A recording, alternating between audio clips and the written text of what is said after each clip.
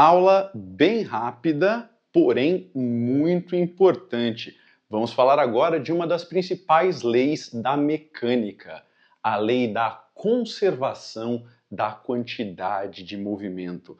Vamos dar uma olhada no que é isso, coração? É o seguinte, eu digo que em sistemas isolados, e o que é um sistema isolado? É um sistema livre de forças externas. Daqui a pouco eu vou te dar um exemplo, certo? O que vai acontecer? Nós sabemos da aula anterior que o impulso da força resultante é a variação da quantidade de movimento. Sim? E também sabemos que o impulso da força resultante é a força resultante vezes o tempo. Isso, se você não viu, dá uma olhadinha na aula de impulso, a nossa aula anterior. Vou deixar o link dela aqui no início da descrição. Mas, voltando aqui, se o impulso da força resultante é ΔQ e o impulso da força resultante é força resultante vezes ΔT, significa que isso é igual a isso. E aí eu posso simplesmente igualar as duas coisas, certo? Então, variação da quantidade de movimento é igual força resultante vezes o tempo. Tudo bem? Mas, como o sistema aqui é livre de forças externas, significa que não tem ninguém mexendo nele, não tem ninguém colocando a mão, a força resultante nesse sistema vale zero. Então, em todo sistema isolado, força resultante é zero. E se a força resultante é zero, como é que fica essa equação?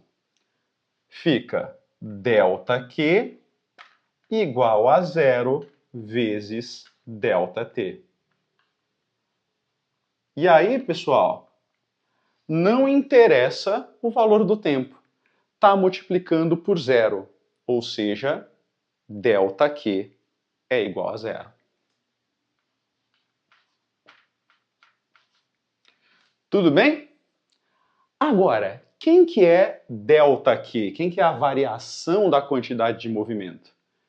Bom, variação da quantidade de movimento é quantidade de movimento final, QF, menos quantidade de movimento inicial, QI. Isso aqui é igual a zero. Tudo bem, gente? Tranquilo? E aí, pessoal, o que vai acontecer? Esse menos QI pode passar para o lado de lá. Então eu tenho QF é igual a QI. Mas normalmente o pessoal lembra ao contrário, né? Que, claro, dá na mesma, né, pessoal? QI é igual a QF. Tudo bem? Deu para entender?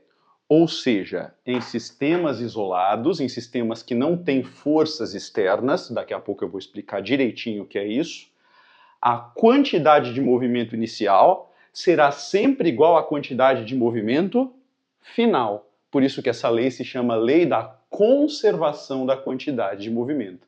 Porque nessa situação aqui, a quantidade de movimento simplesmente não muda. Vamos ver isso num exercício? Olha só a situação que eu propus aqui para vocês. Nós temos aqui uma pista de gelo com dois patinadores em cima. Esses dois patinadores, pessoal, inicialmente estão em repouso. Ambos estão parados, estão assim, de mãos dadas. E aí o que vai acontecer? Um patinador vai empurrar o outro. Quando um empurrar o outro, cada um deles sai para um lado. Tudo bem? Essa moça aqui, ó, a patinadora B, ela vai para a direita com velocidade 4 metros por segundo. O patinador A, por sua vez, vai para a esquerda. E eu quero saber com qual velocidade ele sai. Deu para entender isso? Certo. Preciso saber quais são as forças aplicadas em ambos os patinadores. Começando aqui pelo patinador A. Que forças nós temos? Bom, nós temos o peso dele, claro. Então vamos colocar aqui, ó, para baixo. O PA. Temos a força normal exercida pela pista. Então, para cima, nós temos a normal em A. E temos, claro, a força exercida pela patinadora B, certo? A patinadora B faz uma força empurrando ele para a esquerda. Olha aí, vou chamar de FBA, força que a patinadora B faz no patinador A. Agora vamos para a patinadora B. Quais são as forças que atuam sobre ela? As mesmas, né, pessoal? Eu tenho peso nela também, então vamos colocar aqui, ó, PB. Também tem a força normal exercida pela pista, pela superfície, NB. E temos também a força que o patinador A faz empurrando essa patinadora para a direita, né? Eles empurram um ao outro. Então, ela está sendo empurrada aqui para a direita com uma força que eu vou chamar de FAB. Tudo bem? E aí eu vou perguntar para você, coração. O sistema formado pelo patinador A e pela patinadora B é um sistema isolado? É um sistema livre de forças externas? E a resposta é não, não é isolado. Por quê? Seria isolado se eu só tivesse essas duas forças. Porque aí, ó, A faz força em B, B faz força em A. Um só interage com o outro. Mas eu tenho forças externas. Quem são? Os pesos, por exemplo, são forças externas. Por quê? Porque quem está puxando esses dois para baixo é o planeta Terra, certo? É um agente fora do sistema. As normais também são forças externas, porque quem que empurra eles para cima? A pista. A pista também é um agente externo, certo isso? As forças internas, no caso, são só a força que A faz em B e a força que B faz em A. Deu para entender a diferença? Tá bom? Então não é um sistema isolado. Pô, Felipe, se não é um sistema isolado, você não vai poder aplicar isso aí que você explicou. Calma, coração, porque olha o que vai acontecer. Nenhum dos dois patinadores vai nem para cima e nem para baixo, certo? Se eles não vão nem subir e nem descer, significa que a normal está cancelando o peso, tanto no A como também no B. Ou seja, eu tenho forças externas, mas essas forças externas, que são as normais dos pesos, elas estão se cancelando, certo? E só sobrou força que A faz em B e força que B faz em A.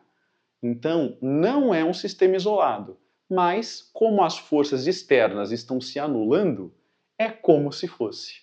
Tudo bem? Se só sobraram as forças internas, a força que um faz no outro, eu posso dizer que conserva a tal da quantidade de movimento. E é essa a lei que eu vou usar para resolver o exercício. Tudo bem? É bem rapidinho, mas eu precisava explicar isso nessa primeira vez que a gente tem contato com esse assunto. Então, vamos lá, ó. QI é igual a QF. Pessoal, quem é quantidade de movimento? Vão lembrar? Quantidade de movimento, gente, é massa vezes velocidade, certo? Então, quem que é a quantidade de movimento inicial do sistema? Ó, é a massa vezes a velocidade inicial do A. Então, MA vezes velocidade do A inicial. Mais, tem mais de um objeto, eu vou somar. massa do B, velocidade do B, inicial. Certo? Isso tudo é a quantidade de movimento inicial do sistema. Se eu tenho mais de um objeto, eu somo massa vezes velocidade de um com massa vezes velocidade do outro. Certo isso? Igual à quantidade de movimento final. Quem que é? Muito parecido. Massa do A, velocidade do A final, ok? Mais massa do B, velocidade do B final. Sempre assim, tá bom?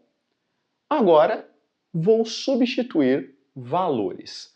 Pessoal, só tem um probleminha, mas é bem fácil de resolver. Eu sempre preciso, antes de substituir os valores, adotar um sentido como o sentido positivo, certo? E nesse caso, aqui tanto faz o sentido que você adota. Você pode adotar o positivo para a direita ou para a esquerda, certo? E aí, quem tiver a favor do sentido que você escolheu, vai ter sinal de mais. E quem tiver contra o sentido que você escolheu, vai ter sinal de menos. Você já está bem acostumado com isso, né? Então, pessoal, qual o sentido que eu adoto aqui? Eu acho que é bem intuitivo a gente adotar o positivo para a direita. Então vamos colocar aqui, ó, direita é o nosso sentido positivo. Legal? Então, vamos lá. Quem que é a massa do A? Massa desse rapaz aqui, ó, do A, é 80. Velocidade do A inicial. Eu falei para vocês que no início ambos estão parados, né? Então a velocidade do A inicial é 0. Mais massa do B. Patinadora B tem massa 60 quilos. E no início ela também estava parada, então a velocidade B inicial também é 0. Beleza? Quando você tiver prática, você já vai direto substituir por 0 tudo sempre que o sistema estiver parado. Beleza? Massa de A, 80. Velocidade de A final.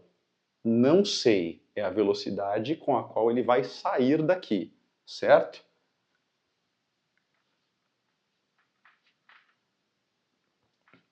Mais massa de B, 60. Velocidade de B final. Quem que é a velocidade de B depois que eles começam a se movimentar? 4 metros por segundo, certo? Positivo ou negativo? Bom, esse 4 metros por segundo está para a direita, né, coração? E para a direita eu falei que é o positivo. Então ele vai para a conta mais 4 mesmo. Tudo bem? Como a gente já tinha conversado, do lado esquerdo aqui, ó, tudo se reduz a 0, né? Porque no início o sistema estava todo em repouso, estava todo mundo parado. Se está parado, não tem quantidade de movimento, concorda? Legal, então fica assim, ó. 0 é igual a 80 VAF mais 60 vezes 4. 60 vezes 4 é 240. Tudo bem? Joga o 240 para cá, pessoal. Ele está mais, ele fica menos, né? Então, menos 240 é igual a 80 velocidade de A final. Dá para cortar um zero de cada lado, olha só. E esse 8 que está multiplicando passa dividindo. Quanto é que dá menos 24 dividido por 8? Muito bom. Velocidade de A final é igual a menos 3 metros por segundo. Felipe, por que deu negativo? Porque o A saiu para a esquerda, certo? E esquerda é contrário ao sentido positivo que nós escolhemos lá no início do exercício. Beleza isso, pessoal? Tudo bem? Então tá aí um exemplo clássico de conservação da quantidade de movimento. Não deixe de continuar acompanhando as nossas aulas sobre esse assunto e, como de costume, nós vamos complexificando aos poucos. Então, quer um exercício um pouquinho mais difícil? Dá uma olhadinha na nossa próxima aula. No mais, espero que você tenha entendido tudo que eu disse aqui. Um grande abraço e até a próxima. Tchau, tchau.